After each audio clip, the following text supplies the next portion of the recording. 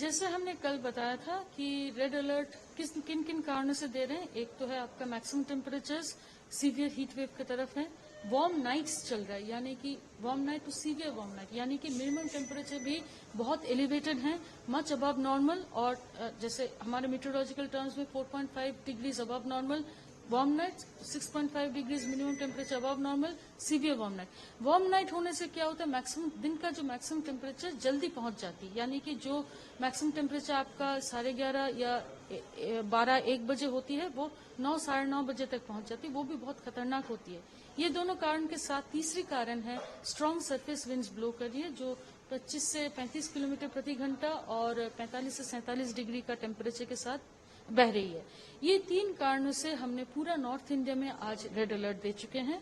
मगर हमारा ये जो रेड अलर्ट का जो वार्निंग है कल से हम थोड़ा घटाएंगे।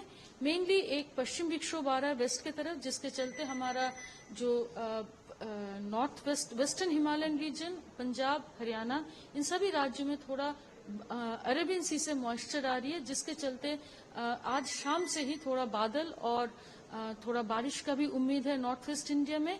दिल्ली को खास करके नहीं बोल रहे हैं, मगर नॉर्थ वेस्ट इंडिया में होने की पॉसिबिलिटी है, जिसके चलते हीट वेव का स्थिति थोड़ा कम होने का संभावना है। आज रेड के बाद कल ऑरेंज जाएंगे पंजाब हरियाणा में, और आज ऑरेंज के बाद येलो में चले जाएंगे पहाड़ी क्षेत्र में, और दिल्ली के लिए रेड से कल से येलो में चले जाएंगे। ईस्ट की तरफ अगर बात करें तो एक हमारा धीरे धीरे ईस्टर्ली स्ट्रेंथन हो रही है, ये बहुत पॉजिटिव सिग्नल है मानसून एडवांस का। तो जो बिहार झारखंड एरिया है वहां बिहार में आज रेड अलर्ट के बाद कल से येलो अलर्ट में, ऑरेंज अलर्ट में जाएंगे, और झारखंड में आज ऑरेंज अलर्ट के बाद कल से येलो अलर्ट में चले जाएंगे। ये इसलिए जा रहे हैं क्योंकि ह्यूमिडिटी थोड़ा पेनिट्रेट करेगा ईस्ट इंडिया में, तो इसके चलते थोड़ा बादल और बारिश होने का भी पॉसिबिलिटी है, तो हीट वेव डिक्रीज करेगा। मगर जो कोर हीट वेव का जोन है उत्तर प्रदेश, यहाँ दोनों तरफ से ही बहुत ज्यादा सिग्नल नहीं मिल रहा है कि हीट वेव का स्थिति कम होने का। यहाँ अगले 3 से 4 दिन तक रेड अलर्ट जारी रहेगी।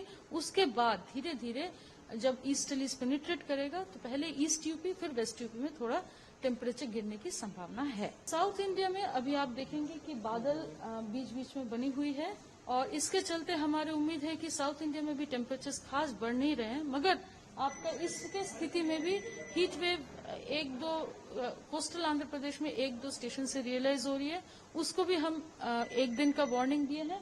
उसके आगे हमें उम्मीद है कि ये हीट वेव का स्थिति कुछ जारी नहीं, कुछ रहेगा नहीं, क्योंकि यहाँ पर मोर और लेस मानसून फ्लो चल रहा है, मॉइस्चर बहुत ज्यादा है, तो हीट वेव लार्ज स्केल कुछ नहीं आएगा। जो हो रहा है नॉर्दर्न प्लेन्स में हो रहा है। बारिश जरूर हो सकती है, प्री मानसून शावर्स जो बोलते हैं, ये वेस्टर्न डिस्टर्बेंस के कारण अगले 3 से 4 दिन तक हमारी उम्मीद है साउथ वेस्टर्ली विंड्स रहेगा, जिसके चलते बादल होगी, छुट-फुट बारिश होने का भी पॉसिबिलिटी रहेगा।